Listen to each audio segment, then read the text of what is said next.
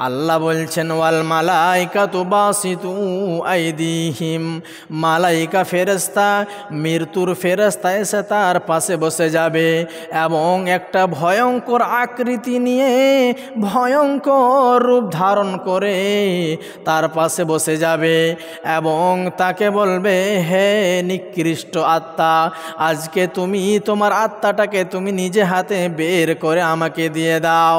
বন্ধুরে, ওই নিকৃষ্ট ব্যক্তি, পাপিষ্ট ব্যক্তি যখন এই কথা শুনবে, শোনার সাথে সাথে তার ওই আত্মাটা পুরো দেহের মধ্যে, পুরো শরীরের মধ্যে দৌড়াতে থাকবে, ছুটাছুটি করতে থাকবে।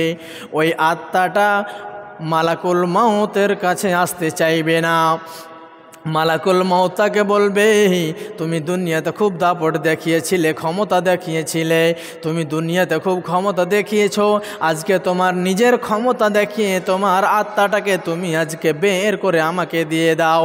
কিন্তু সেই পাপিষ্ট ব্যক্তি, সেই খারাপ ব্যক্তি তার আত্মা বের হতে চাইবে না, তার আত্মাটা বের হতে চাইবে না।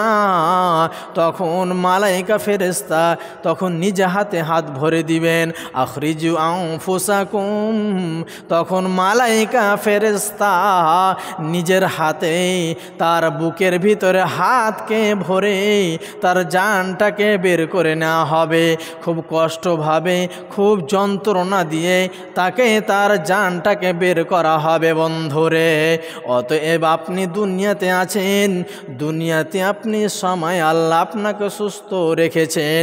এই সুস্থ অবস্থাতে যদি আপনি তওবা করে আল্লাহকে সন্তুষ্ট করে যদি আপনি দুনিয়া থেকে না যেতে পারেন, তাহলে আপনার মৃত্যু হবে খুব ভয়ানক, কঠিনভাবে।